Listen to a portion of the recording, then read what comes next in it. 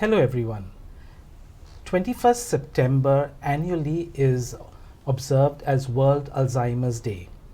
This year, the theme is Time to Act on Dementia, Time to Act on Alzheimer's. It's important for us to understand that Alzheimer's disease, dementia, is becoming a global pandemic and we need to act fast. We need to raise that kind of awareness, that kind of sensitivity that people are able to recognize it, catch it on earlier, this disease, catch it earlier and begin treatment, begin interventions early on.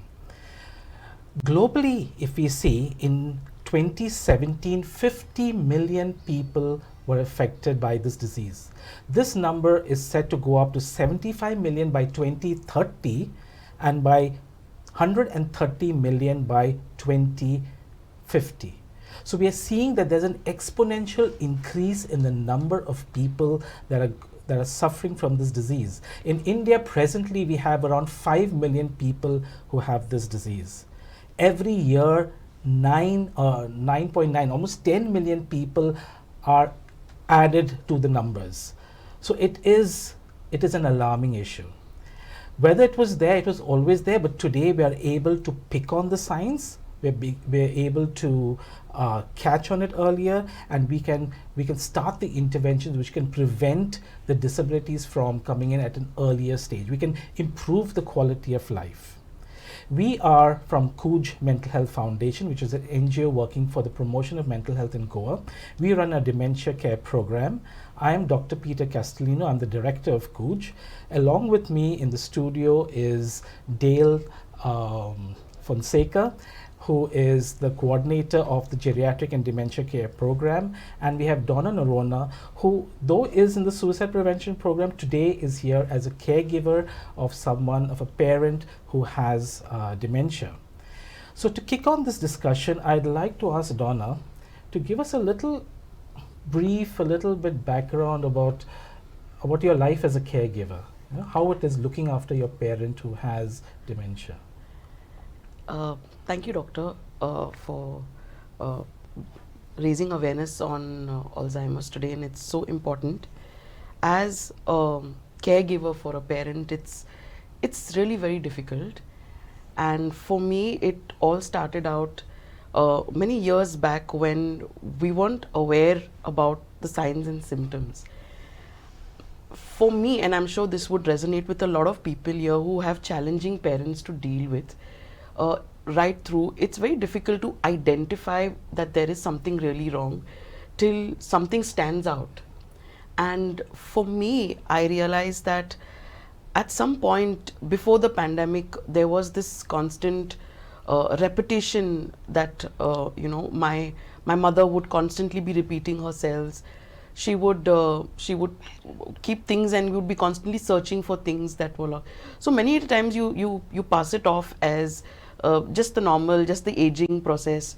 But I think it got to a point where things started getting very difficult, because her personality is that of a very strong one. She's very aggressive if she has to be. So there was this aggression that was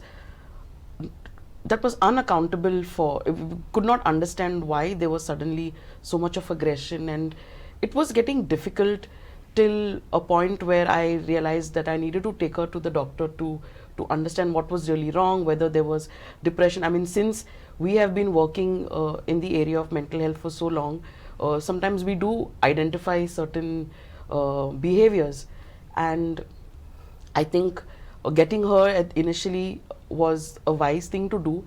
And I remember the doctor telling me that this is an early onset of Alzheimer's. And so what you're trying to say is that the repetition, she constantly was kind of repeating herself, saying the same thing again and again, and you saw the level, there's an increase in the level of her aggression, and she was misplacing things. So initially you were not really sure whether this was a part of a normal aging process or whether there was something to be concerned about. Yeah. But you still took her to a doctor, which was very good. So the change in behavior, just the upping of the symptoms was a red flag for you, which... And I would really like to understand, what is the difference between dementia and Alzheimer's? See, dementia is kind of the umbrella term. Yeah, it is. First of all, what is dementia? So dementia is it's a neurological condition which is progressive in nature. Yeah, so it is a decline in the neuronal the neurons of the brain. The brain chemistry changes, and this is progressively it deteriorates. Yeah?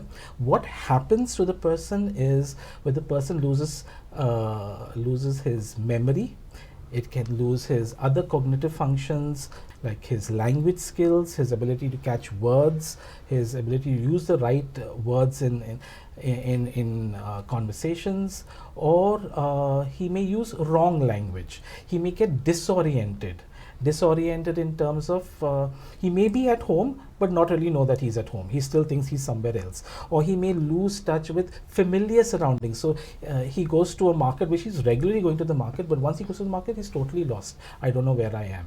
Yeah, so his executive functions can get affected, his language can get affected. It's not only a condition of the memory, and that's where most people get a little bit lost in the sense that they say these issues are just a normal aging process, but it's not a normal aging process because it's just not the memory, but it's a lot of the other functions of the brain that are also getting affected.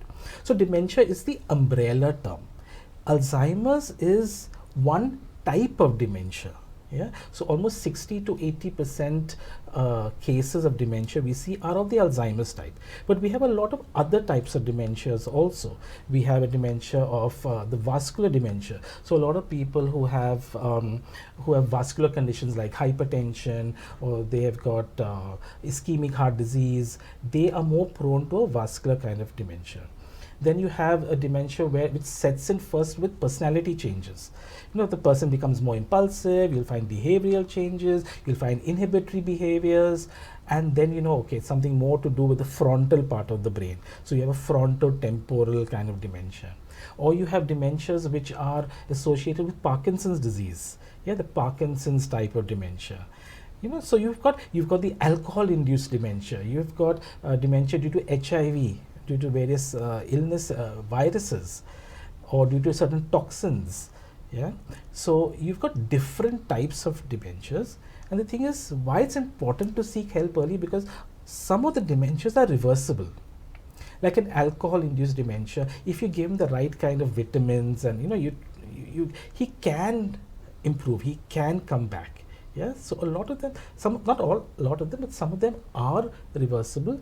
A large number are non-reversible, and they're progressive. So with time, the disease process kind of worsens with time. So, and that's why people get confused. What is this Alzheimer's? What is this dementia? Yeah, Alzheimer's is a type of dementia, and but a good question is, how do you differentiate that normal aging from the aging sorry, not the normal, the memory loss of a normal aging and memory loss of someone with dementia? Yeah, so this is where I think probably you all also were confused. Yeah, we were. So what I guess is that I had a grandfather who died at 99, and he had perfect memory. He was a musician, and he was a very connected to prayer, and so he with him, although there were names and things he forget, the basic memories of certain things is what he always remembered. But I don't see this happening with my mother, and even with my grandmother, my mother's mother.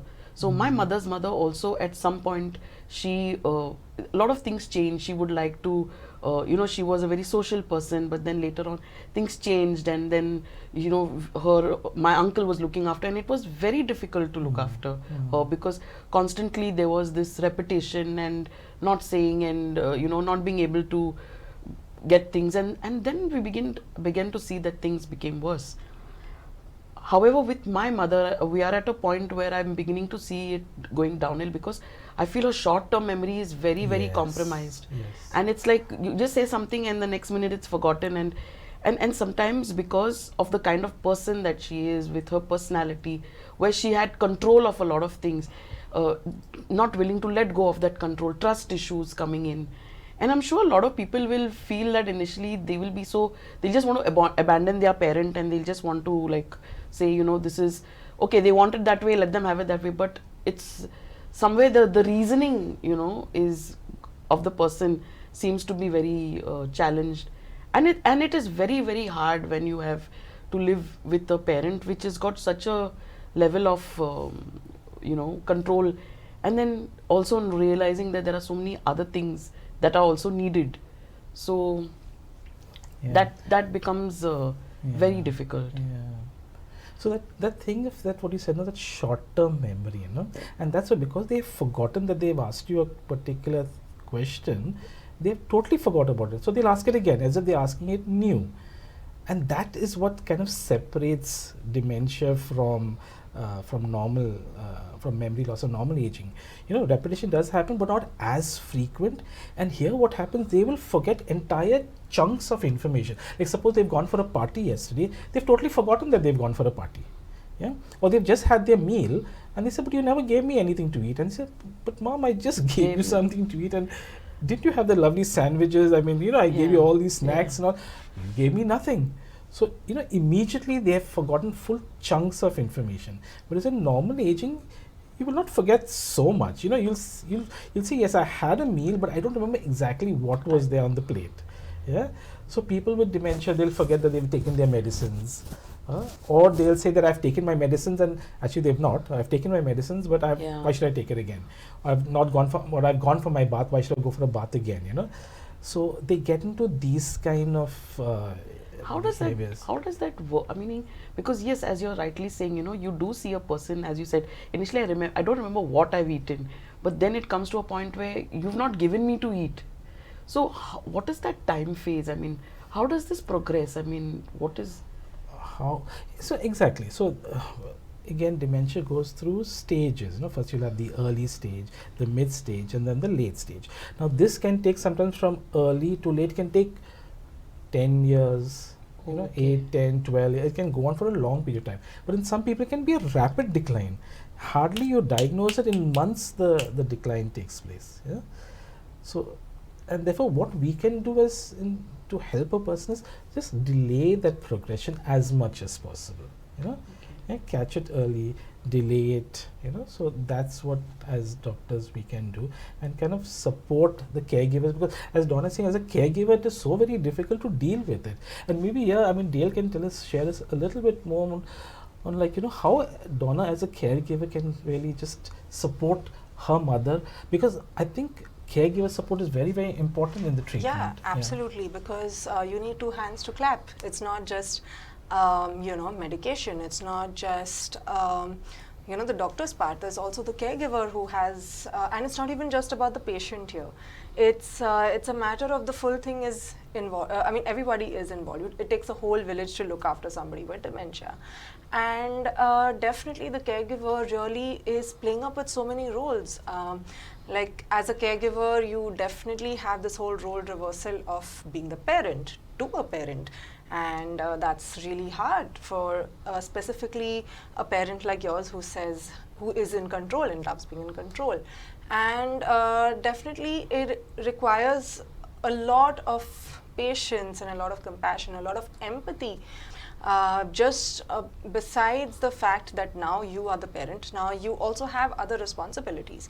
You're not just a caregiver anymore. You know, you are technically, you have a job. You know, nowadays kids are working, and there are mostly since dementia affects the elderly, it is basically there are adult kids, and they are either working or having their own families. You know, so they have to support both. They have to support your parent, and then you have to support you know, your loved one as well.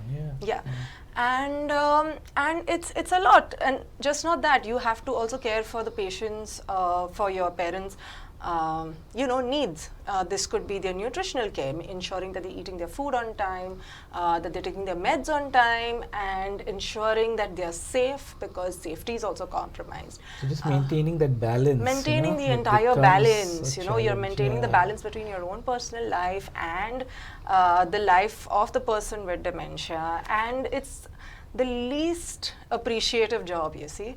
It's an expected thing, you know, it's an expected thing that, oh, the caregiver, I'm ill, you have to look after me. Or the world also perceives caregivers in that manner. They don't understand the millions of roles you are playing and the balance that you're trying to establish. I think now it's more difficult because we live in nuclear families. Absolutely. You know, before when we were living in joint families, there were a lot more people to kind of support, Yes. and you could easily go to work and, you know, someone was Yes. there. But now the biggest challenge really is getting someone, if you have to go to work, who's going to look after your parent, And someone you can trust. someone you can trust. And someone your loved one trusts. And it's a very big cost factor because you have to, you know, get a maid. And today I know because there are so many people who call me and ask me, but is there a live-in maid? I need someone to look after aging parent, and you know they need to be. So you know, it's a big cost as well, So it's because a you know treatment cost, the caregiver cost, and most caregivers do not do your other housework, so then you have to have a maid cost. So it's the costs just keep mounting. Yes. And what you said is again getting someone that you can trust. Yes, Yes. absolutely. And also what your parent trusts, and the person your parent also Yes. trusts, because in dementia, a lot of these things are affected. The idea of trust is also affected because of as severe as they get, they are not going to be able to trust you. And that easily. confusion, And no? the Because of the confusion Yes. that comes in. No? Yes. Sometimes, like as the memory declines, they will, like right now at least your mom knows who you are, but Yes, with time she yes. may not even know who you are. Yeah, and to prepare yourself for that needs a lot of emotional space and help. And as you rightly said, you know, you need a village to raise a person who has, I mean, to look after someone who has dementia. And also for the caregiver, it's so important that you have some kind of an emotional support, because you're doing, you know, you are answering questions day in and day out, and the same questions every 5 Exhausting. minutes. It is very, very exhausting. And then sometimes you will see that suddenly they choose when they want to do things or they don't want to do things. And so, you know, I really appreciate the fact that, you know, I have Cooj and the senior therapy center there, where I can come back to you all and ask you all, how do I think out of the box? Right. What do I need to do? And there are many times when, you know, there have been certain things that have helped me to also look at it in a different way. And I think sometimes that understanding and patience is very, very important. Because if we keep conflicting with them, it's just a burnout. Absolutely. And it's very stressful. So sometimes so what I helped think you is also just talking to someone who knows Yes. a little, and is more objective. yes, you know? yes, Maybe because you here would there's know, so much but- of connect. Because you know, when you Yeah. have a challenging relationship for a long time with a parent, and when you reach a point now where you are becoming a parent to a parent, you know, you are also confused because you've never learned this, you never know this, and it's just like now, how do you take it? What do you do? Like you keep seeing mistake. I mean, you know, so. For me, it's like my mom keeps bringing animals in now. She loves to keep bringing them, and then you know, it's not easy then to let those animals go. So you know, how do you do? How do you stall them? How do you get their mind off a certain thing, or you know? So actually, what you have actually you've kind of, you know, clubbed a lot of things that a lot of strategies that we already do. And honestly speaking, caregivers as yourself actually come up with so many techniques all by yourself. And the crux of it all is basically being empathetic, being you know, objective. Also, one thing is stepping out of the box of the fact that, okay, you know, I know my parent, this is how it is, but let me look at this illness from my parents' eyes, and how they look at this situation, and probably how the illness kind of also, you know, pulls through. And as you rightfully said, there are lucid moments where, you know, you just wonder, like, is she pretending, or is she really sick, you know? Are they really? And Yeah, you know, and it is very common in Alzheimer's type, because absolutely these lucid moments really confuse you. And again, there are various strategies before intervening into a particular situation, but what you need to understand is that, you need to understand that, do I really need to intervene in certain things, or do I not have to it's intervene? like choose your battles. Choose your battles, Yeah. choose the situation. Like, so when you're doing something like that, always consider the fact that, okay, is my parent safe at this point? I know this behavior is annoying me and irritating me. but is it making my parent happy? Is it not affecting me in any way, and it's not affecting him and keeping him safe? So that's the one thing you need to consider before deciding that you need to intervene in this situation. Like, say for example, your parent is just removing all their clothes out, folding them back, putting them back inside, removing it again because he's forgotten he's done this the first time. So again, as annoying as it seems, it is keeping your parent busy, and sometimes you have to leave things be and be like, okay, you know, let this be as it is. Another thing is to look for, as you said, how do I know what to do? Because you need to also look for triggers, why this person is behaving the way they're behaving. You know, there could be different triggers, you know, just as our behavior is triggered by something. Sometimes when we're too hungry, we are more angrier. So it's pretty similar in that sense, because people with dementia may be feeling hungry but unable to talk about it, unable to express it, because their brain does not allow them to, you know, do that for them. So Or what I have seen in my since I bring my mother actively to the center, Yes. I think that 9:30 to 12:30 is when she's engaged. A structure. So you know, so there is a structure there. She's asked to do things. So, and they're light things which are very manageable, Yes. which they can do. Plus, there is a community of other seniors. Same. So Absolutely. everybody has the illness, and everyone doesn't remember what the other said, and so they keep repeating their stories. There's a level of acceptance there. And so I see that really keeping that engagement, Yes. you know, that really works Yes. very, very well. Yeah. Because when they are kept there and they become despondent, that's when the triggers start, like, you know, what to do. Like, imagine if you had nobody to talk to and nobody understood Studio, yes. It is Yes. precisely that. Yeah. I mean, obviously at Cooj, it is a community where we are open to accepting you for who you are, and that is one of our aims, is to improving the quality of life of our seniors. And we like, you know, obviously the strategy of the repetitive questions and, you know, repeating the same story over and over again is just patiently, you know, listening to the person like it's the first time, although it's probably the 10th time for us. But, you know, we listen to the story over and over again. And what's interesting is, even if you hear it for the 10th time, there's a new interesting, you know, Twist. fact and Twist. twist to the Twist to it, story. yeah. And that's how interesting people are. They cannot. No, and very interesting what you said also is, to help you to deal with that are two things. You use two very nice words, is to be empathetic. And when you're empathetic, you're actually able to be objective better. But to be empathetic in such a situation, it is like you have to really step back and see life from their shoes. And their shoes is like, they've said it for the 10th time, but they've forgotten, and now they're asking, why are you making such a big deal about it? Like, you know, I'm telling you for the first time. So it's like when they get out and they don't know where to go, it's like they're literally confused. They're literally confused and they're lost. And that's what makes them feel, you know, they need someone at that time to really empathize with what they're going through at that point in time. And they look out to us. But if we kind of react to that, that will actually increase their aggression, increase their irritability, increase a lot of behavioral symptoms. And if you see, in managing symptoms, behavioral management is one of the key strategies to dealing with someone with dementia. The medicine has some role. Medicine has some role. And that too, medicine helps probably in the early stages, a little bit in the mid stages.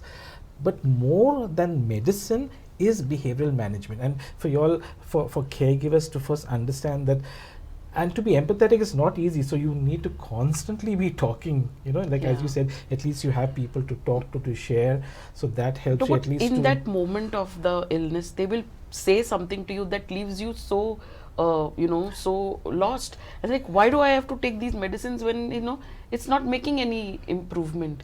And then, you know, but thank God for the short-term memory, they don't remember. They have so you forgotten come, it. they've So you forgotten can use it. that as a strategy. So So you can use that as a strategy Yeah. sometimes. So that's why they talk about distraction, you know. Yeah. It's the most simplest, the most easiest. You distract rather than, you know, rather than reacting. You know, even giving them that space, you know, as you said, specifically when it's someone who's mostly aggressive and loves to be in control. And, you know, giving them that space, you know, giving them that, you know, you can easily just, you know, leave the room, and, like, you know, that also kind of gives the person some time to actually recoup and they'll forget. So that's So another thing. one question that I really want to ask, especially with the parent who has a lot of control over their finances, because see, they have been very responsible adults right through their years, and they have always been the provider for the family. They've taken hold of the financial aspect of the the entire setting, and now they come to a point where I want my money in my old age, and why are you not giving me this money? And so doctor, what do you do? Because I'm sure there may be many people like me out there who've got parents who are going to the banks and just taking out money, or what is the kind of a what do we need to do in such a situation? So the new Mental Health Care Act of 2017 is very clear about this, because after a certain point, the person is not able to make the right decision. Decision making capacity gets affected as part of the dementia, so they're not able to make the right kind of decisions. Their judgment gets impaired, as you said, the memory gets impaired, so they're not, they're mismanaging their assets, and therefore the law allows us then to appoint a guardian. So where now no more that person takes control, the guardian takes control. Now this is it's easy on paper, easy theoretically, but in a lot of people with dementia, they have that control thing. You're letting go, they can't let go of control. And there's no real easy answer to this. No, because how? I know. But the law gives you the opportunity to appoint a guardian, and then the guardian looks after and manages the affairs of that person, and What a lot of people also share with me is that sometimes you have these financial people from the banks who don't know that there is the person has this illness, and they'll sell them policies, and in that way sometimes many seniors get cheated into taking investments. Once the guardianship takes over, then they cannot do that, because their signature is no more valid. Their signature is no more valid, so they cannot. So there are those protective points in place, which you can really take advantage of, and I think people should take advantage of it, because there will be a drain in the assets, because it will not be used wisely. They'll and people can manipulate them. Because they can't remember, their decision making capacity is wrong. They can be manipulated. And exactly. So it is better to approach a lot of maybe a lawyer, find out how you can protect yourself. There's a mental health review board, where you can we can deem your person unfit to make decisions, or go to your psychiatrist, go to a mental health professional who will give you the fitness, the unfit certificate, and for that they can actually get the guardianship done. So that is one aspect. And really, if you go to see, it is not their fault. We have to constantly tell us that it's not their fault, even though they are in full command of the situation at that time. They do not really know what they're doing. It's not their fault, because their brain is playing tricks with them right now. The brain is really not working the way it used to be. As I said, there's like for instance, for every part, every function of the brain, it requires that much of neurons. Neurons are the nerve cells. But now there's a deterioration in the number. There's a decrease in the number of those neurons, because the neurons are getting damaged. And they get damaged because either there are some protein deposits that take place within the neurons or outside the neurons, and there is a damage that is taking place. So there is a neuronal loss, and so there isn't enough of neurons to execute those functions. So what we see is, imagine a tree in full bloom.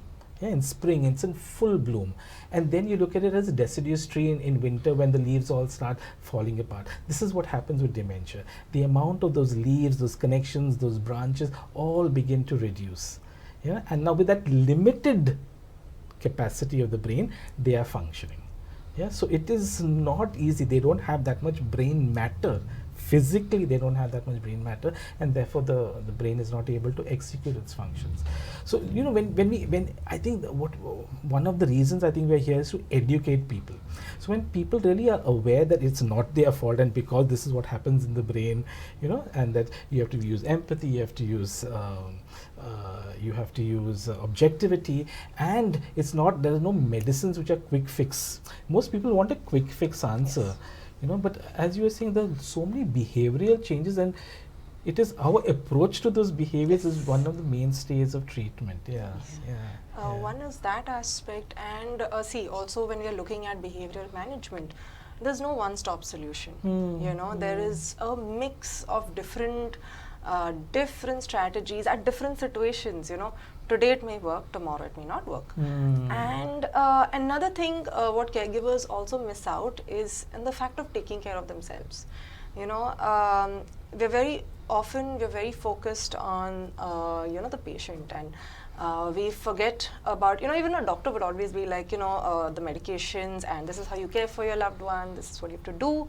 But what about the caregiver? The caregiver is so exhausted with the millions of things they have to do that it is affecting caregiving. It is affecting the way they interact. They are angry a lot more. They're experiencing a lot. There are more arguments because they're tired, because they're exhausted, because they have to, keep, like, even like say as the illness gets severe and the person's activities of daily living start getting affected, and specifically, specifically your personal grooming. They are like, I don't want to have a bath today, because I want to don't have a bath 3 times a day. Or 3 times a day, yeah. So the thing is, it's difficult for a caregiver to manage this because he has to worry about the fact that you have to have a bath, and then I have to, figure out dinner. I have to figure out other things. There are other roles that I'm playing here. So he gets irritated, like, come on now, why are you wasting my time? You reach that point. Like, it's very easy for us from this platform of being a professional to be like, oh, you have to try your best to be sweet, and it's okay. It's okay to, feel that way. And then there's this whole idea of guilt also. Then the caregiver feels guilty. Okay, I'm not doing enough for my loved one. There's a lot more. I wish I could do a lot more. And the whole point is focusing on you too, finding resources. What's important is, like I said earlier, is finding a village to help you, be it even a neighbor. Like, say, for example, you have to be somewhere, and that your parent is okay with this particular neighbor, just be like, can you just wait with this person while I go? Then also finding ways to, keep time for yourself. So mostly caregivers are very isolated because of this issue. Caregivers don't have anybody to talk to because they feel, why should I, wash dirty linen in public? So, and but it would really help, like, if caregivers could connect with each other and speak to each other about the issues that they have, share and notes. one issue, I mean, this is very interesting what you said, is build your resources, and one thing which I've observed with a lot of people who come to me, it's like you'll find they've got large families, but there's only one sibling, means one child that is actually looking after the parent. The others are all there. And very often now, being in Goa, a lot of the children are living abroad. There's one child looking here, and they take on the entire burden. The others are all there. They'll phone up, they'll send money. But what this person requires is a break. So I think sometimes it is important to tell your other family members, listen, I can't do it. I cannot do, I know you're abroad, but I think it's your parent also, and please, everyone has to share this responsibility. It cannot be my responsibility alone, because I am draining. And as you said very clearly, I'm getting more irritable. That irritability is brushing onto my parent. They are getting irritable, and now there is no fix for this, and medicines are not going to fix this. It is, as you said, burnout. People are burnt out, and I know of people who love their parent to bits, but sometimes internally they just wish that they were dead. And then as soon as they think it, they feel so guilty for thinking that. How could I even think of that? But they are into that. It's basically burnout, It's basically burnout. So it's important to build that support system around you. And I think do it as early as you kind of detect the dementia, so that later on, as the person progresses, the dementia progresses, the person is familiar with more people, familiar with more people. Yeah. So what is like, if I ask you, what is, like, you mentioned a few challenging situations, what is the one that strikes you the most, like when you look at your mom, like, So putting, which is like, maybe I'll put this, which is your biggest fear, which is your biggest fear that you would have with your mom? I think one fear is when she goes to the market frequently without being, and everybody will reprimand, how can you let her, how can you let her go? And But I just don't have control of that, and I just pray to Almighty God that send guardian angels and be with her, because I can't do anything. But what I have done to the best I can is that people within the markets who know me and her, like I kind of tell them, if she comes here, if she gets lost or anything, like I have one of my neighbor is a police officer. I've got people in the market who know her well.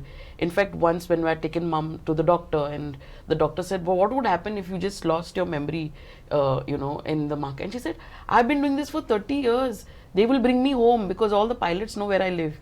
So, that got me thinking again. And Yeah. so, sometimes I think you need to do certain things to calm your fears, and that's the best you can do. And the rest is surrender. Beyond that, there's nothing the else could you strategy do. is good, but the strategy is good. You've already, which area she normally goes to, and you've already kind of involved that community. Yeah, I and kind you of have their numbers, and it's like, please, in case she's here and she's lost, because there are a lot of times when my mom has lost her bags in the market, and we had to search for them, and so that's the time even the people around began to realize that there was something wrong. This is not the same person, because rightly they knew her for 30 years. Yeah. She would come there shopping every day. But what happens is, the fear is that she does it alone, and you can't you can't jail her, you can't, you can't do that to a parent, because they believe nothing is wrong. So even if they're post 70 and they're active and they're functional, this is a fear, but somehow you just say, But in a way, or to also Jesus, I surrender. in a way, also by going and telling all these people, you've kind of educated them on dementia. Yeah. You've educated them there is something Yes. like this. People Yeah. can get lost. They're not deliberately doing it. So Yeah. please take care of my mom. You've told like everyone, Yeah, like- please be there. Yeah, not everyone, but It's whoever- the basic people connected, people like Yeah. the grocery person, the meat person, Yeah.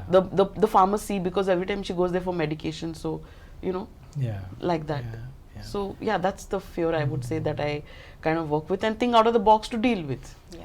because It's a constant, no? it's a It's a constant. Yeah, constant it's like a thing flow. out of It's the like box. And there are no clear-cut answers. No one can ever give that to you. You have Absolutely not. But one Yeah. question that I really want to ask you is, now that I saw my grandmother having this and then I saw my mom going through it, what is the odds of me getting it? I asked that same question to myself, because I also have family And me too. members. You And all- me too. In fact, all three of us have family members. I'm not saying, with the dementia, and that's a question I think I've been asking myself constantly. And luckily, recently, I think in 2020, they came out with a lot of risk factors which can lead to dementia. And almost 60% of those risk factors are non-modifiable, like our genetics loading, whatever we get from there, we cannot change that. Our age, we cannot change that. There are certain things which are our gender, we cannot. But there are 40% of modifiable changes. Basically, they're lifelong health modifiable changes. In the sense, if you eat healthy, if you exercise regularly, if you basically take care of yourself, you challenge your brain, you learn new things, you deal with obesity, with hypertension, with don't smoke, drinking. They say only 21 units per week is okay. But some studies say even 5-10 units is not okay. So there are studies on alcohol, but with smoking they say it can reduce your risk by almost 23%. So there are these modifiable factors, and if we can, and basically most of, as I said, they are lifestyle changes, and if we can just be a little bit more healthier in our diets, in our exercise, I think we can kind of push dementia. Also a little being bit more away. social. Being social, yes. So that's yes. something that I realize is, like, as you grow older, we lose a lot of people along the way, be it your family members, and you're so as younger adults, we're so caught up with our own lives that we kind of lose out on friends.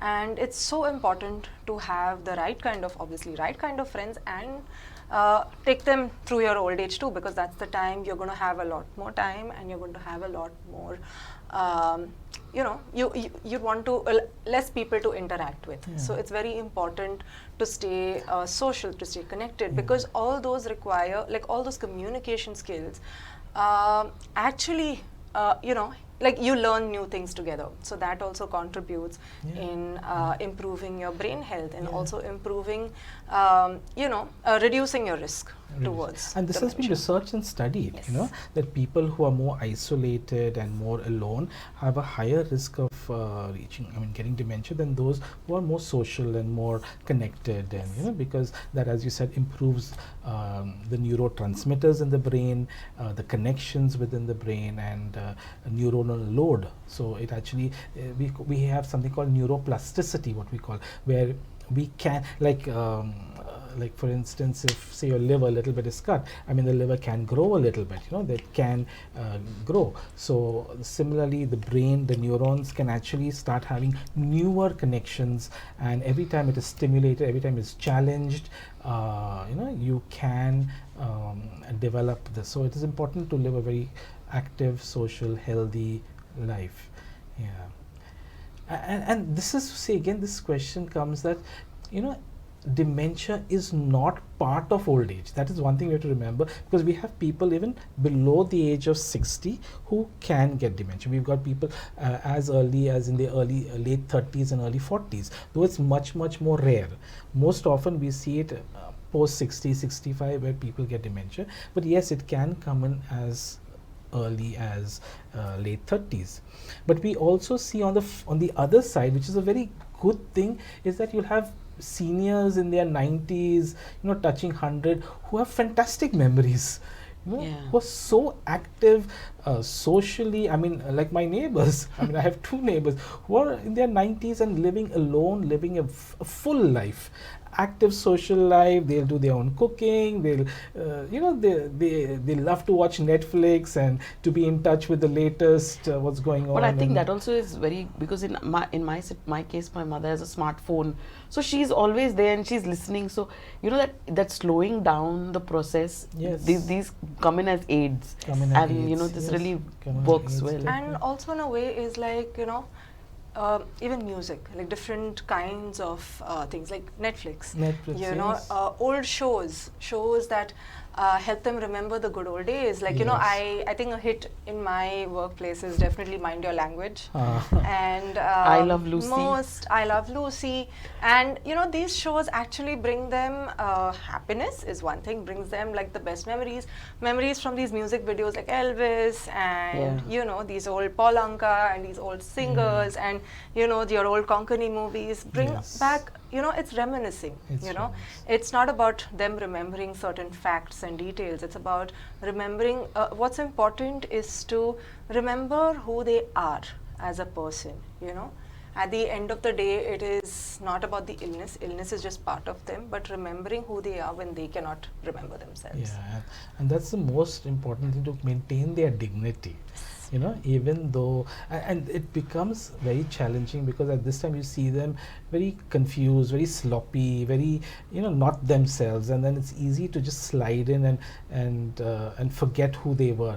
But I think to maintain the dignity of the person with dementia, it's very important to go back and remember who they were as human beings. Remind yourself of their personalities, and I think what you said, reminiscing, showing them old photographs, you know, talking about those incidences, those events, and that helps not only them but also you to remind yourself of who they were and maintain their dignity. Yes, yes.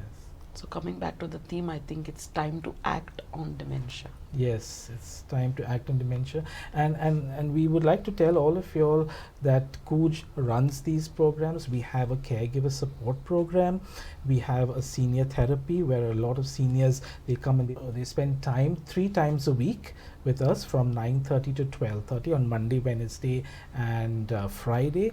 And we're also starting off a COSME project where we will be going and assisting seniors in their homes, of course not with people with severe dementia, yeah, but generally people with mild dementia, with MCI. MCI is something called mild cognitive impairment, which is one stage before dementia, the stage of dementia sets in, and this is a large number of people have MCI. Yeah? A large number of people have just early stages of forgetfulness, mild cognitive issues, yeah, but not too severe to call it the stage of dementia.